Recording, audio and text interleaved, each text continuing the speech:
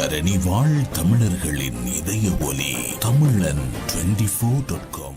தொடரும் மழை. யாழ்ப்பாண மக்களுக்கு முக்கிய அறிவிப்பு. விபத்தை ஏற்படுத்தி தப்பியோடிய பஸ் சாரதி கைது. மக்கள் எதிர்ப்பால் பரபரப்பு. யாழில் காரும் பாரவூர்தியும் மோதி கோர விபத்து. சம்பவ இடத்திலேயே ஒருவர் பலி.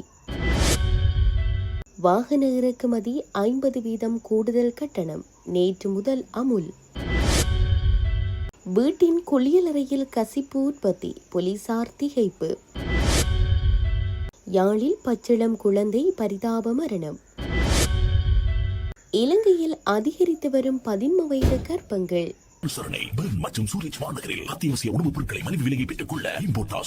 தொடர்பென விரிவான செய்திகள். யாழ்ப்பாணத்தின் பல பகுதிகளிலும் எதிர்வரும் நாட்களிலும் மழை பொழியும் என யாழ்ப்பாண பல்கலைக்கழகத்தின் புவியியல் துறை சிரேஷ்ட விரிவுரையாளரும் வானிலை ஆய்வாளருமான நாகமுத்து பிரதீபராஜா தெரிவித்துள்ளார்.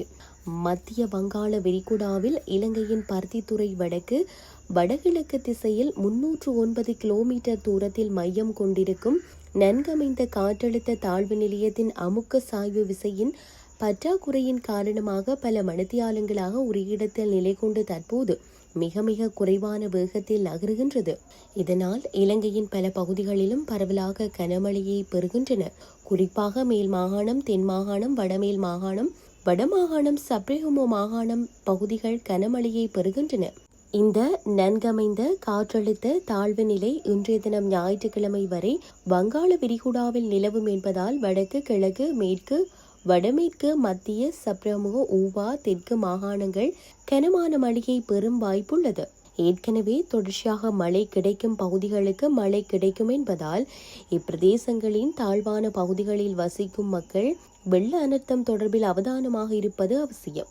அத்துடன் எதிர்வரும் 18ஆம் திகதி காலை வரை வடக்கு மற்றும் கிழக்கு மாகாணங்களின் கடற்பகுதிகள் கொந்தளிப்பான நிலையில் காணப்படும் என்பதால் மீனவர்கள் அதுவரை கடலுக்கு செல்வதை தவிர்க்க வேண்டும் என தெரிவித்துள்ளார். முல்லைத்தீவு சிலாவத்தை சந்தி பகுதியில் விபத்தை ஏற்படுத்திய பஸ் சாரதி வாகனத்தை நிறுத்தாமல் தப்பி சென்ற சம்பவம் பரபரப்பை ஏற்படுத்தியுள்ளது.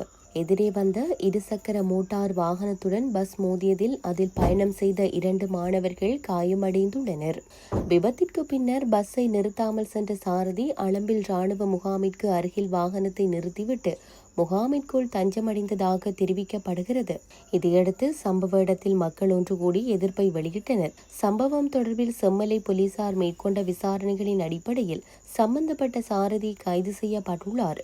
அவர் மதுபோதையில் இருந்ததாகவும் ஆரம்பகட்ட விசாரணைகளில் தெரியவந்துள்ளதாக முல்லைத்தீவு போலீசார் தெரிவித்தனர். கைது செய்யப்பட்ட சாரதியை முல்லைத்தீவு நீதிமன்றத்தில் ஆஜர்படுத்த நடவடிக்கை எடுக்கப்பட்டுள்ளதாகவும் தெரிவிக்கப்பட்டுள்ளது. நாடாளுமன்ற உறுப்பினர் ராமநாதன் அர்ஜுனா தமிழக முதலமைச்சர் ஜோசப் விஜயை சந்திப்பதற்காக சென்னை சென்றுள்ளதாக தகவல் வெளியாகியுள்ளன.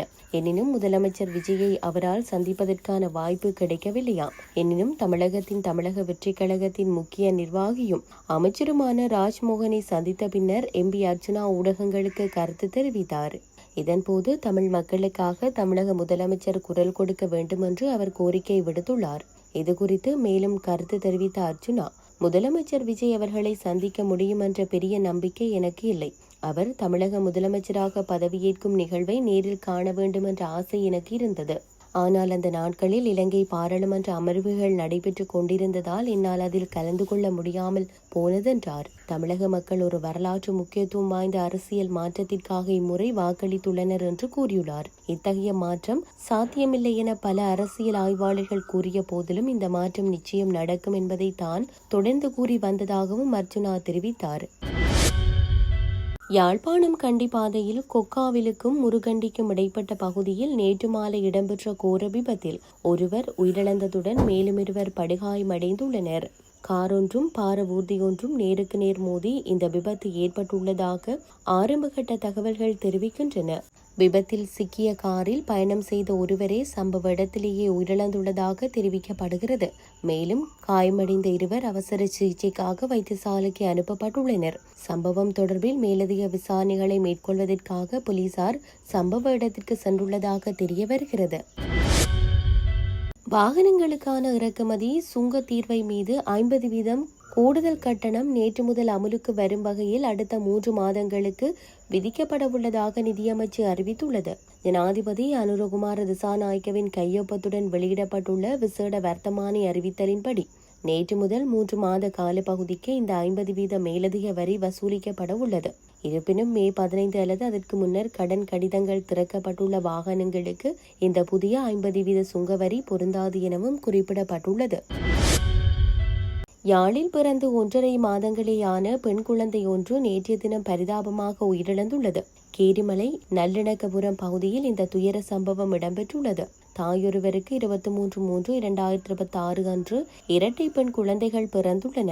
அதில் ஒரு பெண் குழந்தைக்கு நேற்று முன்தினம் தாயார் பால் கரைத்து ஊட்டியுள்ளார். பாலை குடித்த குழந்தை சிறிது நேரத்தில் அசைவின்றி காணப்பட்டதாக கூறப்படுகிறது. இந்நிலையில் குழந்தையை தெல்லிப்பளை ஆதார வைத்தியசாலைக்கு கொண்டு சென்ற வேளை குழந்தை ஏற்கனவே உயிரிழந்து விட்டதாக வைத்தியர்கள் தெரிவித்தனர். குழந்தையின் சடலம் மீதான மரண விசாரணைகளை திடீர் மரண விசாரணை அதிகாரி ஜெயபாலசிங்கம் மேற்கொண்டார். உடற்கூற்று பரிசோதனைகளுக்காக சடலம் யாழ்ப்பாணம் போதனா வைத்தியசாலையில் வைக்கப்பட்டுள்ளது.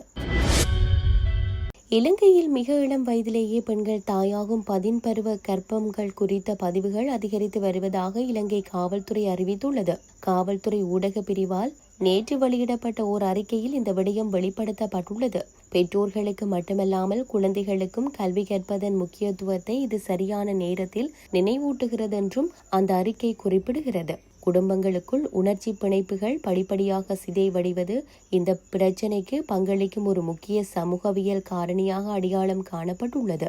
பல பெற்றோரின் பரபரப்பான வாழ்க்கை முறை காரணமாக அவர்களால் தங்கள் மகள்களின் அன்றாட வாழ்க்கை ஆர்வங்கள், பிரச்சனைகள் மற்றும் உணர்ச்சி தேவைகளை புரிந்து கொள்ள போதுமான நேரத்தை ஒதுக்க முடிவதில்லை.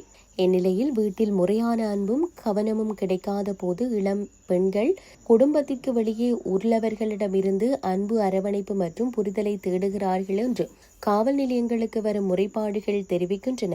பல சமயங்களில் பெற்றோரிடமிருந்து பிரிந்து வாழும் பெண்கள் உணர்ச்சி பூர்வமான ஆதரவிற்கான ஒரு மாற்றாக கைபேசிகள் மற்றும் சமூக ஊடகங்களை நாடுகின்றனர். இத்தகைய சட்டவிரோத மற்றும் அகால கர்ப்பங்கள் ஒரு பெண்ணின் கல்வியை சீர்குலைத்து அவளது குழந்தை பருவத்தை பறித்து அவளது எதிர்கால வாய்ப்புகளில் நிரந்தரமான மற்றும் பேரழிவுகரமான தாக்கத்தை ஏற்படுத்தும் என்று காவல்துறை வலியுறுத்துகிறது.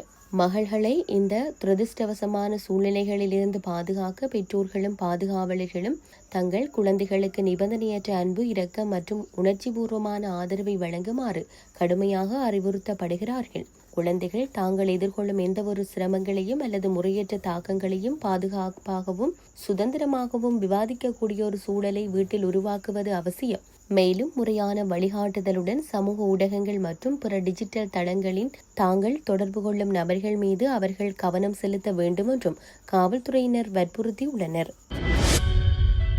அம்பாறை பிரதேசத்தில் வீட்டின் குளியலறையில் இயங்கி வந்த கள்ள சாராய ஆலை ஒன்று போலீசாரால் முற்றுகையிடப்பட்டுள்ளது. அம்பாறை மாவட்டம் தமன போலீஸ் பிரிவுக்குட்பட்ட அலஹேன கிராமத்தில் உள்ள வீடொன்றில் குறித்த குளியலறையில் சட்டவிரோத சாராயம் உற்பத்தி நடைபெறுவதாக அம்பாறை மாவட்ட ஊழல் ஒழிப்பு பிரிவின் பொறுப்பதிகாரி உப போலீஸ் பரிசோதகர் பிரியங்கரவுக்கு ரகசிய தகவல் கிடைத்தது.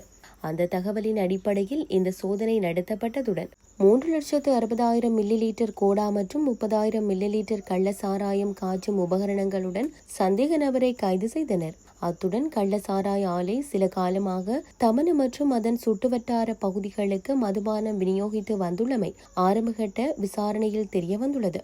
சோதனை நடவடிக்கையில் கைப்பற்றப்பட்ட உபகரணங்களும் சந்தேக நபரும் நீதிமன்ற நடவடிக்கைகளுக்காக தமன போலீஸ் நிலையத்தில் ஒப்படைக்கப்பட்டுள்ளனர். மேலும் சம்பவம் தொடர்பிலான விசாரணைகளை போலீசார் மேற்கொண்டுள்ளனர்.